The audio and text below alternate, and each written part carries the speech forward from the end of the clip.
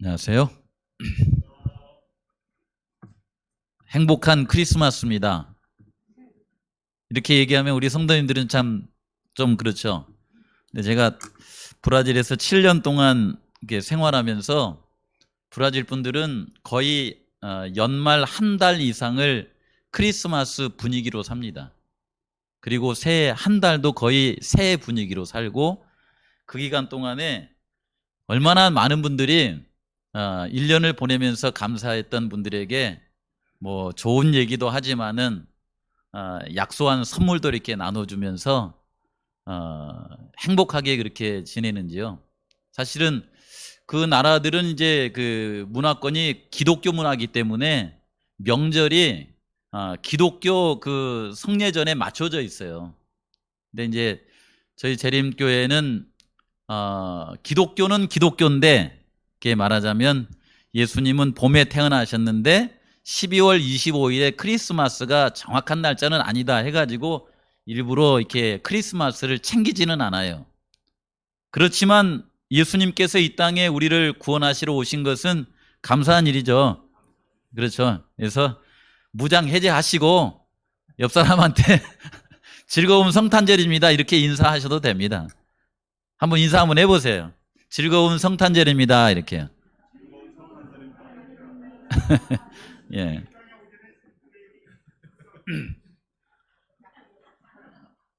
이게 좀 마음에, 이게 연말하고 연초는요, 마음을 좀 이렇게 넉넉하게 이렇게 보내시면 좋겠어요. 아까 저희들이 이제 우리 성도님들께서 이제 같이 예배 드리실 때에 안식일학교 시작할 때는 저 그 온풍기가 온도가 아무리 움직여도 17도가 안 올라가더라고요. 근데 이제 우리 고성의 삼촌들이 쫙 들어와가지고 1분, 2분 지나니까 저 온도가 1도, 2도 이렇게 올라가더니 20도에 맞춰졌어요. 아마 저 뒤에는 21도. 역시 사람이 모인 것이 더 따뜻한 것 같아요. 그렇죠? 그래서 사람 모이는 것이 행복한 것이고, 사람 모이는 것이 즐거운 일이다라는 그런 생각이 듭니다. 오늘 함께 짧은 시간 동안 이렇게 나눌 말씀은요, 큰 기쁨의 좋은 소식이다라고 하는 성경에 있는 말씀을 생각하면서 함께 하나님의 은혜를 서로 나누고 또 기뻐하는 그런 시간들을 갖도록 하겠습니다. 여기 누가복음 2장 10절에서 12절에 있는 말씀에 보시면은 천사가 이르되 무서워 말라, 보라 내가 온 백성에게 미칠 큰 기쁨의 좋은 소식을 너희에게 전하노라, 이렇게 하면서 이 천사가 베들레헴 이 다윗이 예전 양을 치던 언덕에 있는 목자들을 찾아가서 이 소식을 전해준 거예요. 그래서 이 좀 빨간 색깔로 이렇게 된 부분은 같이 한번 읽어보도록 하겠습니다. 오늘날 시작. 오늘날 다윗의 동네에 너희를 위하여 구주가 나셨으니 곧 그리스도 주시니라. 너희가 가서 강보에 쌓여 구유에 놓인 아기를 보리니 이것이 너희에게 표적이니라. 이렇게 천사들이 이제 그 목자들에게 얘기를 해줘서, 목자들은 이 전해준 말씀을 생각하면서 실제로 베들레헴 이 하나님께서 인도하신 손길을 따라서 가봤더니 구유에 아기 예수가 이렇게 누워 있는 것입니다. 그 모습을 보고 얼마나 마음 가운데 기쁜지요. 2022년 힘들고 어려운 한 해를 우리가 이렇게 보냈지만은 생각해 보니까 힘들었던 일들이 더 많이 기억나는 것 같아요? 좋았던 일들이 더 많이 기억나는 것 같아요? 저는 좋았던 일들이 더 마음에 기억이 잘 나고 그것을 더 기억하고 싶어요.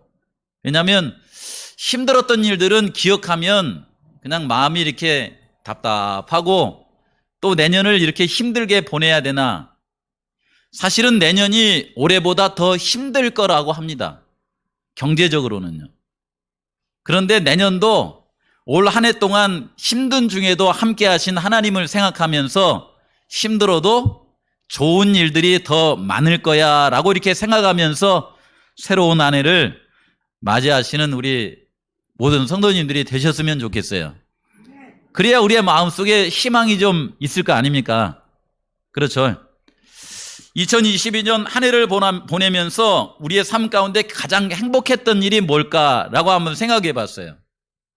뭐 전반기는 꽤 버겁게 지나갔고, 그 다음에 후반기는 또 함께 봉사도 하고, 뭐 고성리도 같이 가고, 또 수산도 같이 가고, 이렇게 지내는 가운데 9월 달에 코로나 때문에 힘들지만 다 이렇게 마음에 원하여서 어렵게 이 성산 느영나영 성경학교, 말하자면 전도회를 이렇게 했었죠. 그때 침례식을 했던 것이 제 마음속에, 제일 마음속에 기쁜 기억으로 남아있던 것 같아요. 아마 그거 영상으로 만들어 놨는데 우리 삼촌들 못 보셨을 거예요. 아마 그때를 생각하시면서 뒤에 틀어주시면 한번 보시기 바랍니다. 한번 보시겠습니다. 영상으로 함께 침례식을 했는데 이 장면을 우리만 본 것이 아니라 연합회도 가서 이렇게 틀어줬어요. 이렇게.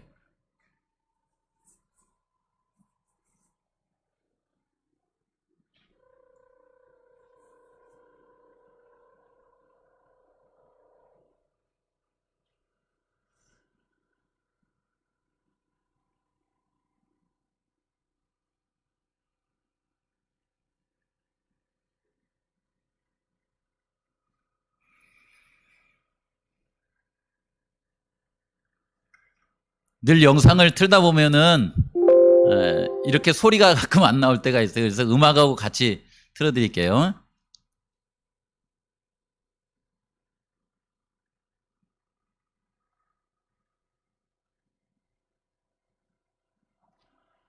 작년에 그 제주에서 이제 대회로 가면서 굉장히 중요한, 올해죠. 올해 중요한 한 해를 보냈는데 전체적으로 침례자가 제 기억에는 한 23명 이렇게 나왔어요. 그 가운데 11명이 성산교회에서 침례식이 있었습니다. 반절이 성산교회에서 한 거죠. 그래서 그때 장면을 같이 한번 영상으로 보는데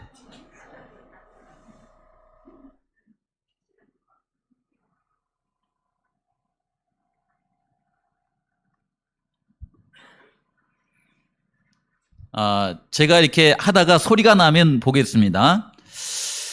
우리가 이 침례식을 하는데 침례식은 어떤 행사인가라고 이렇게 생각해 봤더니 그것은 하나님의 자녀로 태어나는 것이다라고 하는 거더라고요.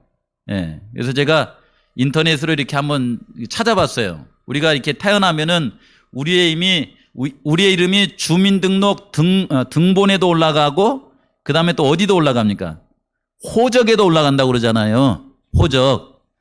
등본하고 호적의 차이가 뭔가 이렇게 봤더니, 등본은 가족을 이렇게 올릴 때에 등본에다가 이제 이름을 올리는 것이고, 호적은 뭐냐면 내가 태어나가지고 호적에 올리면 이 사람이 어느 혈통의 사람인가에 대한 얘기더라고요. 그래서 이 사람은 이제 예를 들어서 이제 마가 가문에 이제 태어났다 할 때는 그 사람을 호적에다가 올리는 거예요. 호적에 올리려고 하면은 조건이 뭐냐면은 그 가문에서 뭐 해야 돼요? 태어나야 돼요. 태어나야만 호적에 올라가더라고요. 다른 방법으로 호적에 올라갈 수 있는 방법이 있습니까? 다른 방법으로. 물론 양자도 되지만 또 다른 방법으로요. 입양 말고. 어떻게 올라가요? 이렇게. 우리 결혼하면 호적에는 안 올라갑니까? 결혼하면? 결혼을 통하여서 호적에 올라가요. 그 집 사람이다 그러잖아요. 우리가 한국 사람들이. 그래서 결혼과 그 다음에 태어나는 것을 통해서 입양을 통해서 이제 그쪽 집안 사람입니다라고 하는 호적에 올라가는 일이 있는데, 우리가 이 신앙을 하면서 하나님의 생명책이라고 하는 게 있어요. 그 생명책은 마치 호적과 같은 거예요. 그 생명책에 이름이 올려가려면은 어떻게 해야 되냐면은 하나님의 이름으로 다시 태어나야 돼요. 그 태어나는 예식이 뭐냐면은 침례 예식이다라고 하는 것입니다. 그래서 이 침례를 받은 사람들은 그들의 이름이 하나님의 나라의 생명책에 기록이 되어 있다라고 하는 겁니다. 아직 안 됐는가요? 네. 그래서 예수님께서 이 땅에 오시기 전에는 하나님을, 예수님을 우리의 마음속에 받아들이는 그런 표식으로 어떻게 했었냐면은 아담과 하와가 이제 선악을 알게 하는 나무의 열매를 따먹고 나서 그들의 마음 가운데 하나님이 막 무섭고 그 다음에 이 마음속에 이 죄책감이 있고 할 때에 하나님께서 찾아오셔가지고 어떻게 해주셨냐면은 양을 잡아가지고 그 가죽을 벗겨서 그 가죽으로 옷을 입혀줬어요. 그래서 그들이 마음속에 죄가 있지만은 그 죄를 이제 어린 양의 그 피로 이렇게 물들여져 있는 가죽 옷으로 이렇게 입혀줘서 너 이제 죄 때문에 죄책감 갖지 말고 내가 이 너의 죄 대신에 어린 양을 이렇게 희생하니까 이 가죽 옷 입고 마음 편안하게 살아라. 너는 이제 이 양의 가죽 옷을 입고 다니는 하는 세상 사람이 아니라 하나님의 자녀다.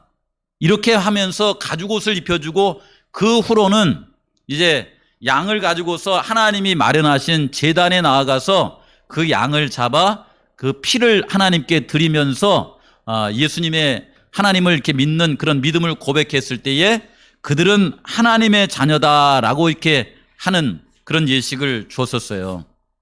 근데 예수님께서 이 땅에 오셔서 십자가에 달려 돌아가시고 부활하신 이후에는 우리에게 뭘 허락해 줬냐면은 침례를 통하여서 예수님을 마음속에 받아들이고 예수님 안에 거듭나서 너희들은 이제 하나님의 자녀다라고 하는 그런 이름을 우리에게 주어서 침례를 받은 사람들은 이제 하나님의 자녀로서 이 땅에 살아가도록 그렇게 만들어 주셨습니다.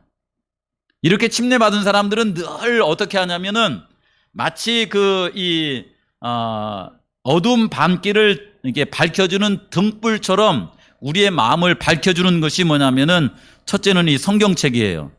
이 성경책만 읽어보면은 예수님께서 우리를 위해서 이렇게 십자가에 달리심으로 우리를 하나님의 자녀 삼아 주셨구나라고 하는 것을 알 수가 있고, 두 번째는 뭐냐면 교회예요, 교회.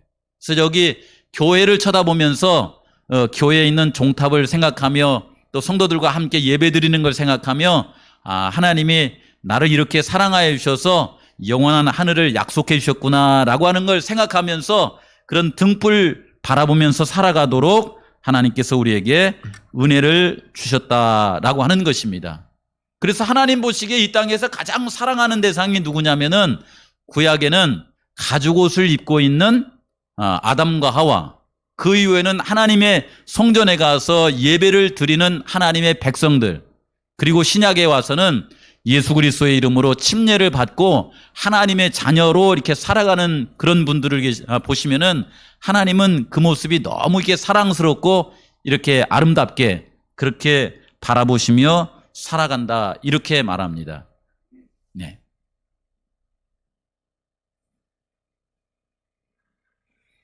아직 안 되겠어요? 아까는 이 페스티벌 할 때에 음성이 잘 나왔는데 그냥 한번 그 그림만 틀어주실래요? 뭐 괜찮으니까.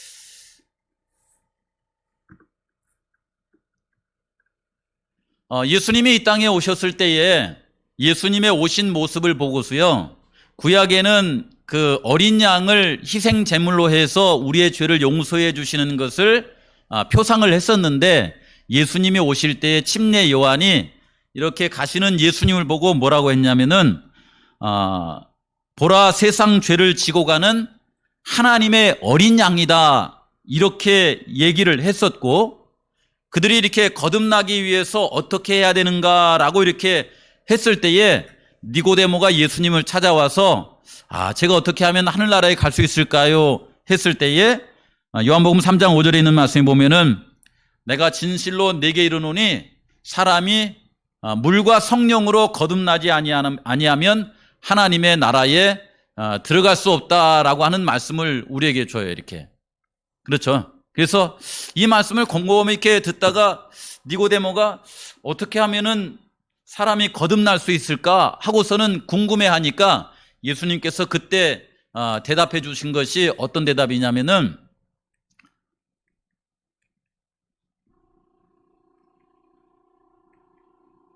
앞으로 좀 넘겨보세요, 종국 씨.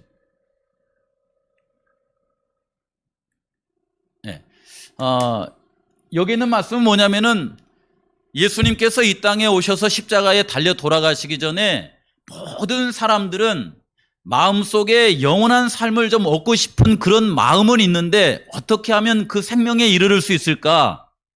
사단이 이 세상을 이 어둠 가운데 타락시킴으로 말미암아 이런 생각을 다 가지고 살았답니다. 사람이 자기 행위로 자신을 구원할 수 있다라고 하는 그런 원칙이 이 세상에 하나님께서 허락하신 종교 외에는 모두가 다 가지고 있었다고 그래요. 그래서 뭐 조상신을 섬기든 아니면 제주의 많은 신들 가운데 뭐 기억나는 신을 섬기든 아니면 불교를 섬기든 모든 신들을 섬길 때에 그들은 뭐라고 하냐면은 영원한 생명에 가려고 하면 죄를 짓지 말고 살아가면서 어떻게 살으라고 그래요? 착하게 살아라. 그렇게 착하게 살면 그 공덕으로 이제 내세에는 새로운 세상을 살아갈 수 있을 것이다 라고 그렇게 가르친다고 하는 겁니다. 근데 그런 사상이 어디에도 들어왔냐면은 하나님을 믿고 있었던 유대교에도 그런 사상이 들어왔었다고 그래요. 근데 이런 가르침은 얼뜻 보기에는 좋은 것 같아요? 나쁜 것 같아요? 좋은 것 같죠? 사람은 착하게 살아야 됩니다. 남에게 해로운 일 하고 살아가면 돼야 안 돼요? 그렇게 하면 안 된다고 다 가르칩니다. 그렇게 하면서 살아가게 되면은 이제 우리가 사람이 죽고 난 다음에 내세가 있는데 그 내세에서 영원한 삶을 살 것이다 라고 가르치는데 문제는 뭐냐면은 이 가르침의 기초에서 살아가는 사람들 가운데 그들의 그런 신념과 노력으로 말미암아 이제 연세가 드셔가지고 살아갈 때에 자신의 삶을 되돌이켜 보면서 나는 참 하늘에 갈 만큼 영원히 살 만큼 착하게 살았다라고 생각하는 사람이 얼마나 있을까요? 없을까요? 그런 사람이 없다는 겁니다. 그리고 그럴 수 있는 사람도 없대요, 이게. 그래서 한 스님께서 평생을 이제 이렇게 출가하셔가지고 절에서 늘 이렇게 벽을 보면서 면벽 생활을 하면서 내가 죄를 버리고 깨끗하게 살아가야지, 마음속에 욕심도 버리고 마음속에 음욕도 버리고 마음속에 교만한 마음도 버리고 그저 빈 마음으로 그렇게 살아가야지 하면서 기도를 오랫동안 했는데 이게 자꾸 그런 기도를 하면 할수록 마음속에 좋은 생각이 떠올라요? 안 좋은 생각이 떠올라요? 막 안 좋은 생각이 자꾸 떠오르더라는 거예요. 근데 한 분이 드디어 마음속에 어떤 그 지경에 이르렀냐면은 이제 나는 해탈의 경지에, 말하자면 죄는 더 이상 나로 하여금 죄를 지게 만들 수 없는 그런 경지에 이르렀다라고 하는 그런 성자가 있었대요. 그런 성자가 있었는데 한 사람이 얘기하기를 그가 성자라고 내가 한번 가서 테스트를 해보겠다. 이렇게 하고서는 그 옆에서 이렇게 평안한 모습으로 기도하고 있는 성자 옆에 가서 귓속말로 이렇게 했대요. 뭐라고 했냐면 당신 동생이 이번에 선거를 했는데 선거에서 당회장이 됐습니다. 처음에는 이렇게 눈썹만 이렇게 꼼짝하다가 움직이지 않고 그 평온한 자세를 유지하려고 애를 쓰더래요. 그래서 다른 쪽 귀에다가 대고 다시 한번 당신 동생이 이번 선거에서 당회장이 됐다니까요. 그러니까 이 사람이 갑자기 이 안색이 무너지더니 뭐라고 하냐면 뭐라고? 나보다 못한 동생이 당회장이 됐다고? 이렇게 하면서 역정을 보럭 내더라는 거예요. 이렇게. 그걸 통해서 우리에게 보여주는 것이 뭐냐면은 우리의 마음속에 탐욕이나 또 이기심이나 명예심은 우리 스스로는 그것을 다스릴 수가 없다라고 하는 것입니다. 그래서 사람이 자신의 행위로 자신을 구원할 수 있다라고 하는 이 사상이 모든 종교가 가지고 있는 기본적 사상인데 이것을 통해서 이제 연세가 드셔서 돌아가실 때쯤 돼가지고 나는 이제 죄 가운데서 자유로운 사람이다 하면서 내가 죽으면 꼭 하늘에 가겠지라고 생각하는 사람은 많이 있을까요? 없을까요? 사실은 거의 없대요. 거의 없답니다. 그래서 사단이 이 방법으로 해서 많은 사람들을 내세에 대한 확신을 갖지 못하고 이렇게 살아가도록 이렇게 만들었는데 이런 사람들을 하나님께서 구원하시기 위해서 우리에게 어떤 게 사랑을 주셨냐면은 이런 사랑을 주셨어요. 그 니고데모에게 이것 때문에 이렇게 고민하고 있을 때에 그 니고데모에게 요한복음 3장 16절에 넘겨보세요. 요한복음 3장 16절에 우리에게 말씀하시기를 니고데모가 어떻게 하면은 그러면 내가 거듭나가지고 하나님의 자녀가 될 수 있습니까? 하나님의 나라에 갈 수 있습니까? 라고 했더니 하나님이 그건 하나님이 해주실 일이다. 하나님이 세상을 이처럼 사랑하사 독생자를 주셨으니 사실은 우리가 하나님께 한 일이 없습니다. 그렇죠. 하나님께 뭐 착한 일을 해서 이런 것도 아니에요. 사람이 죄로 말미암아 죽을 수밖에 없었을 때에 하나님 아버지께서 우리를 너무나 사랑하시기 때문에 죄로 말미암아 죽을 수밖에 없는 우리를 구원하시기 위해서 이 크리스마스 때 예수님을 보내주심처럼 독생자를 주셨으니 이걸 뭐라고 하냐면 은혜라고 그래요. 은혜라고. 우리가 하나님한테 아무것도 한 일이 없지만은 우리를 사랑하시기 때문에 하나님께서 우리에게 은혜로 말미암아 독생자 예수님을 이 땅에 보내주셨다라고 하는 것입니다. 하나님께서 우리를 사랑하심으로 말미암아 독생자를 보내주셨다라고 하는 이 말씀을 늘 마음 가운데 생각하면서 하나님, 제가 비록 죄인이지만은 저를 위해서 저를 너무나 사랑하시고 한데 독생자이신 예수님을 보내주셔서 감사합니다. 사실 이 말씀은요, 살아가시면서 내가 죄를 짓지 말아야지. 내가 죄를 짓지 말아야지. 내가 이런 죄를 이렇게 다 이렇게 버려야지.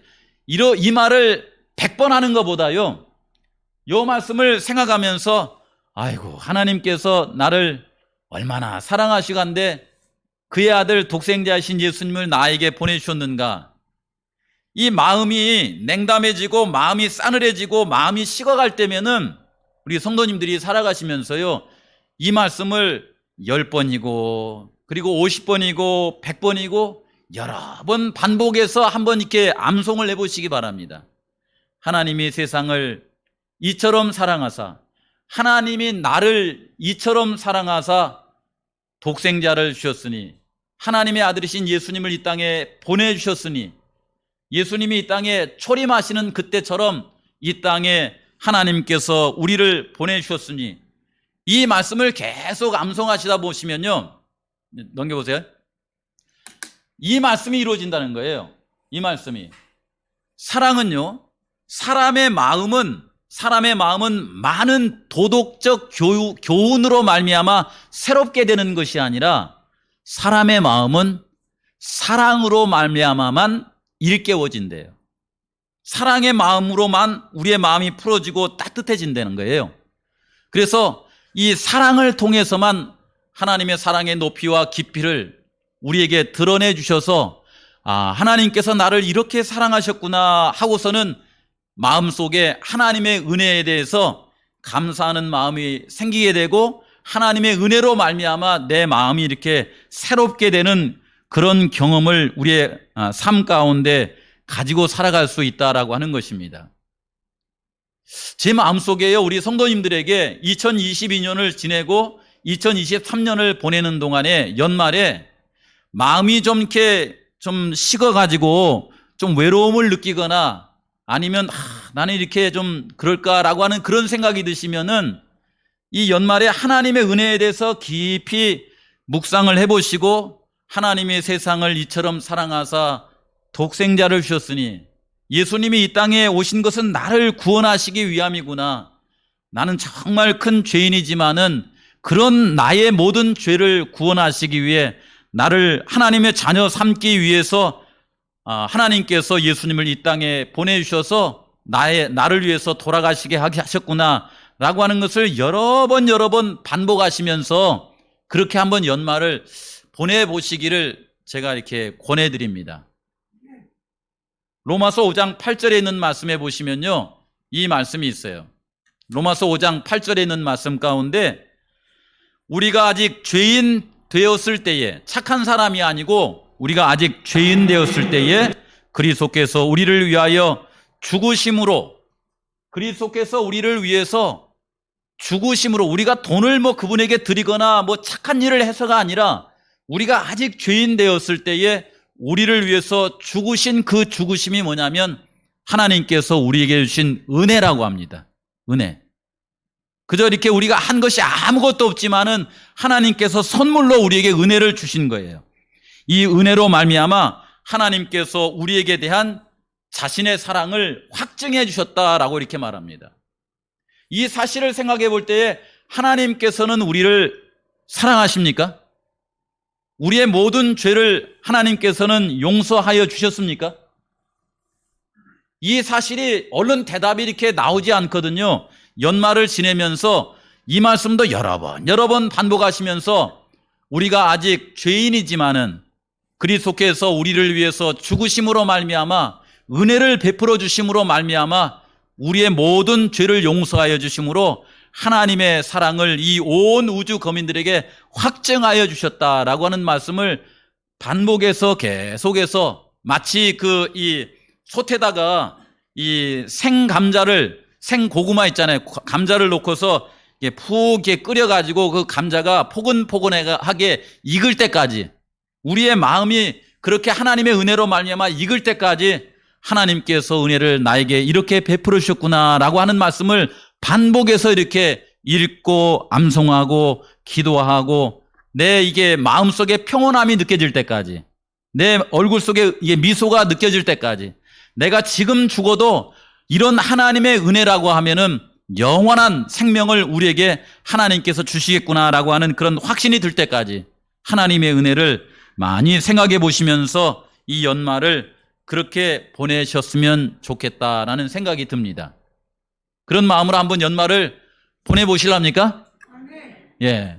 사실 예수님께서는 우리가 그 시대에 이렇게 태어나지 않았을 때에도 누가복음에 있는 말씀에 보시면은 예수님께서 십자가에 달리시면서 이런 기도를 하셨습니다.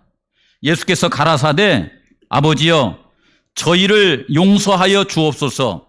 자기의 하는 것을 알지 못하기 때문에 그들을 용서하여 주시옵소서 이렇게 말씀하시면서 십자가에 달려 돌아가셨어요. 사실 이 말씀만 우리의 마음속에 기억하게 되면 이런 사랑의 은혜 가운데서 우리의 마음이 하나님 안에서 새로운 마음이 이렇게 가져진다는 것입니다. 새로운 마음은 우리의 결심으로 이루어지는 것이 아니라 하나님의 은혜로 말미암아 새로운 마음을 우리의 마음속에 심어주신다라고 이렇게 하세요. 그렇게 해서 침례를 받은 그 마음을 뭐라고 하냐면 물과 성령으로 말미암아 하나님 안에서 거듭나서 하나님의 자녀가 되었다 이렇게 말하고 그 사람은 하나님의 나라가 보입니다. 하나님의 나라가 그런 나라구나라고 하는 것이 이렇게 생각이 나고요. 그 결과로 말미암아서 요한복음 3장 16절에 있는 말씀에 보시면은 하나님의 우리에게 주신 은혜를 믿는 자마다 멸망치 않고 우리에게 영생을 얻게 하려 하심이라 라고 이렇게 말씀하고 있습니다. 사실 저희 교회가 이 식구가 많은 것 같아요? 적은 것 같아요? 올해는 다음 주에는 제가 이 교회에 있지 않아요. 한림교회를 갑니다. 그러니까 올해 마지막 설교예요 이게. 그러니까 대답을 한번 해줘 가세요. 저희 성산교회 이 교회가 70년이 됐는데 70년이 넘는데 식구가 많은 것 같아요? 적은 것 같아요? 우리가 민망할 만큼 적은 것 같죠. 근데 그 이유가 왜 그럴까라고 한번 생각해 봤어요. 그래서 왜 그런가 해봤더니 침례를 받고 나서 보니까요. 대개 사람들은 침례를 받고 나서 하나님의 은혜 가운데서 막 살아가시면서 하나님의 자녀가 되었으면 감사하고 기쁘게 살고 평온하게 살고 그렇게 살아갑니까? 아니면 침례 받고 나서 제대로 교회도 못 나오고 또 뭐 형제들을 뭐 이렇게 새 마음을 가져갖고 막 용서도 잘해주고 사랑도 잘해주나 봤더니 그런 삶이 잘 돼요, 안 돼요? 그런 삶이 잘 안 돼요, 이것이요. 그렇죠. 예. 교회를 다니는 사람도 그렇고 안 다니는 사람도 그래요. 이 거꾸로 저한테 물어보세요. 목사님은 목회를 하지만은 장로님들하고 또 성도님들하고 이렇게 살아갈 때에 마음에 거리낌 없이 참 예수님이 우리를 사랑하는 것처럼 그렇게 사랑하고 살아지든가요? 이렇게 한번 물어보세요. 그러면 저도 뭐라고 하냐면 그것이 문제입니다. 그것이 참 잘 안 됩니다. 이렇게 우리 성도님들에게 대답을 할 거예요. 근데 제가 이렇게 살펴보니까 사단이 우리를 어떻게 시험에 빠뜨리는가 하냐면은 이제 침례를 받고 이제 물과 성령으로 거듭나면 하나님의 자녀가 되었는데 그 사람이 교회를 자주 못 나오면은 사단이 옆에서 속삭이는 거예요. 너는 이제 그렇게 침례를 받고 교회 자주 못 다니까 하나님의 자녀가 아닌 거야. 네 이름은 생명책에서 지워져 버렸어. 이렇게 하는 것 같아요, 꼭요. 그런가 하면은 교회를 이렇게 자주 다니다가도 그냥 이렇게 어떻게 하다가 이렇게 그냥 목사님하고 이렇게 사이가 틀어져 버린다든가 아니면 다니는 성도들하고 이렇게 관계가 이렇게 안 좋아져 버리면은 교회를 뭐 또 이렇게 쉬게 되고 마음에 막 이렇게 괴롭고 이렇게 이럴 때 사단이 옆에 또 살짝이 와가지고 뭐라고 하냐면은 그 마음 갖고 하늘나라에 가겠냐? 너가 그런 마음을 품었으면 너는 하나님의 사랑을 받지 못하는 거야. 이렇게 속삭이는 것 같아요. 이러한 그 여러 가지 그 사단의 시험으로 말미암아서 계속해서 하나님의 자녀로 살아간다는 것은 쉬워요, 어려워요? 그것이 어려운 거예요. 그러다 보니까 이 교회를 또 쉬게 되고 또 떠나게 되고 나는 하나님의 자녀가 아닌갑다 하고서는 옛 생활로 돌아가 버리는 그런 것 때문에 이 성산교회의 자리가 많이 차지 않는 것 같아요. 사실은 저희 교회 농명책에 보면은 성산교회 성도들이 100명이 넘습니다. 근데 그분들이 이 농명책에다 이름이 있음에도 불구하고 여기를 잘 못 나오는 거예요. 그런데 가만히 생각해 보시면요. 내가 비록 여러 사정에 의해서 교회 출석을 잘 못할지라도 우리의 이름이 하나님의 생명책에 기록된 것은 사실이 아니에요. 사실이 아니에요. 그건 하나님께서 하시는 건데 성경에 보시면은 예수님을 영접하고 하나님의 자녀로 이렇게 침례를 받는 사람들은 하나님의 생명책에 어린 양의 생명책 그 이름이 기록되었다 이렇게 말합니다. 하나님의 자녀인 거예요. 교회를 다니시다가 때때로 이렇게 넘어지고 이렇게 상처를 입고 이렇게 어려움을 당할 때에도 하나님의 보실 때는 그를 하나님의 자녀가 아닌 걸로 이렇게 생각합니까? 하나님의 자녀로 생각합니까? 하나님의 자녀로 생각합니다. 그래서 그럴 때마다 우리에게 필요한 것은 뭐냐면은 내가 하나님의 은혜로 말미암아 구원함을 받아서 하나님의 자녀가 되었다라고 하는 그 믿음이 우리에게 필요하더라라는 생각이 들어요. 한번 볼까요? 제 말이 거짓말인가? 한번 넘겨보겠습니다. 에베소 2장 8절에 에베소 2장 8절에 있는 말씀에 보시면은 우리에게 이런 말씀을 주십니다. 너희가 구원을 얻게 되는데 구원을 얻었나니? 그 은혜로 인하여 믿음으로 말미암아 구원 얻었다고 그래요. 은혜로 인하여 믿음으로 말미암아 하나님의 자녀가 되었고 구원을 얻었다고 말하지 우리가 이 믿음 안에 살다가 착한 우리의 행실로 구원했다는 말을 해야 안 해요. 여기 보면 안 합니다. 그렇죠. 교회 몇 번 안 나왔다고 해서 이 사람은 하늘나라에 합당하지 않다고 이렇게 말해야 안 해요. 여기는 안 합니다. 그렇죠. 그 은혜로 인하여 믿음으로 말미암아 구원을 우리에게 주셨다. 그래서 얻었다. 이렇게 말합니다. 이 구원은 우리가 살아가면서 하는 선한 행실에서 얻어지는 것이 아니라 하나님께서 은혜로 말미암아 우리에게 선물로 주셨다라고 이렇게 말하고요. 더 긴 말씀에 보시면은 디도서에 있는 말씀에 보면은 이 목사님들에게 주시는 말씀 가운데 이렇게 기록을 해놓은 거예요. 뭐라고 했냐면 우리 구주 하나님의 자비와 사람 사랑하심을 나타낼 때에 우리를 구원하시되 이 가운데 있는 검정글씨로 된 부분은 어떤 부분이냐면은 하나님에게 우리에게 긍휼을 베풀어 주셔서 물과 성령으로 거듭나서 하나님의 자녀가 되도록 해주신 얘기를 이렇게 해놓습니다. 이렇게 하면서 우리로 저의 은혜를 힘입어 의롭다 하심을 얻어 영생의 소망을 따라 하나님의 나라를 유업으로 받을 후사가 되게 해주었다 이렇게 말합니다. 그래서 성경은 아무리 씻고 봐도 우리의 선한 행실로 구원을 줬다는 말이 있어요, 없어요? 없어요. 없습니다.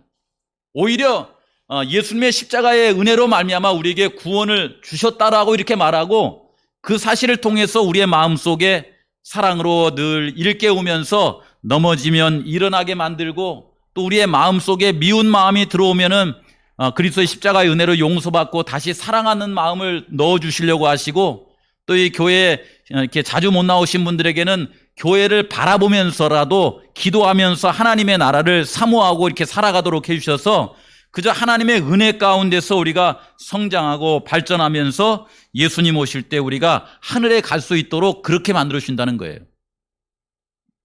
이 성경에도 보시면요, 요한계시록 21장에 있는 말씀에 보시면 이런 말씀이 있습니다. 여기에 오직 뭐라고 했냐면은 하나님의 나라에 들어갈 사람들은, 같이 한번 읽어볼까요? 시작. 어린 양의 생명책에 그 이름이 기록된 자들만 하나님의 나라에 들어간다, 이렇게 나와 있어요. 어린 양의 생명책에 이름이 기록된 거듭난 사람만 하나님의 나라에 들어간다라고 이렇게 기록이 되어 있습니다. 이제 시간이 다 가서 영상을 보기는 힘들 것 같네요. 볼 수 있어요? 네, 볼 수 있다 그래요. 제가 요거 하고 영상 듣고 마치겠습니다. 제가 이 말씀을 이렇게 쭉 보면서 예수님이 이 땅에 이제 크리스마스라고 그러죠. 우리를 구원하시기 위해서 이 땅에 오셨는데 하나님의 은혜 가운데 살아가면 어떤 삶을 사냐면 찬미가 545장에 이런 말씀이 있어요. 아무데나 예수 나를 이끌면 아무데나 예수 따라가려네. 이 말씀이, 이 찬미가 뭐가 같냐면은 아무데나 예수 나를 이끌면 아무 사람이나 미워하지 않고 사랑하겠네. 아무데나 예수 나를 이끌면, 때때로 힘들고 바쁘고 바다일 다니고 그 다음에 밀감 따고 이렇게 할지라도 예수님께서 자신에게 시간을 주실 때면은 하나님께 나아가겠네. 아무 때나 예수님 따라가면서 살아가겠네. 그렇게 하며 살아가는 것이 예수님 믿고 살아가는 것이다 라는 생각이 들어요. 그렇게 생각이 됩니까? 그래서 그런 은혜 가운데 우리 모든 성도님들이 믿음을 가지고 살아가시는 귀한 삶을 사시기를 바랍니다. 우리 영상을 잠깐 보시고 마지막 찬미하고 오늘 예배를 마치겠습니다.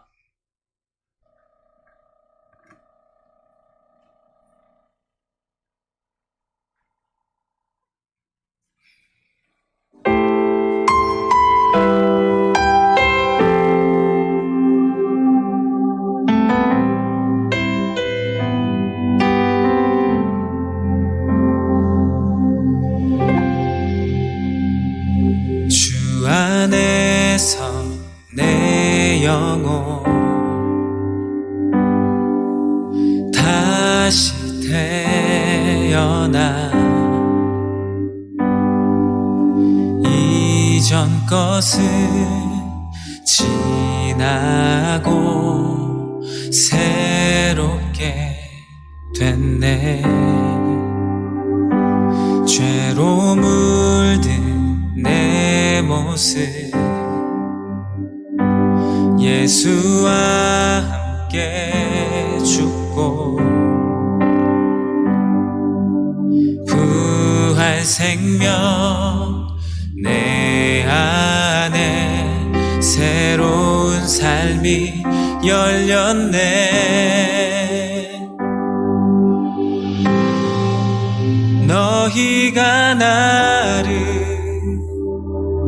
택한 것이 아니요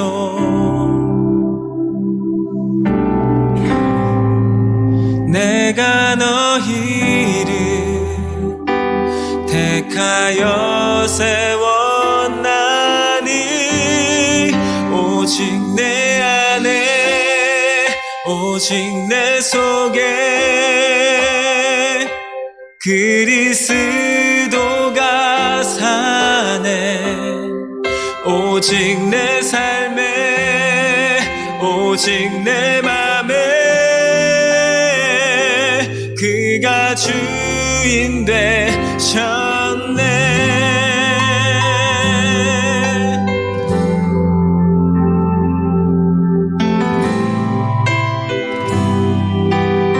죄로 물든 내 모습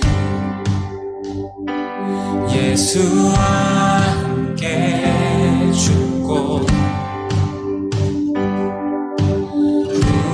부활 생명 내 안에 새로운 삶이 열렸네.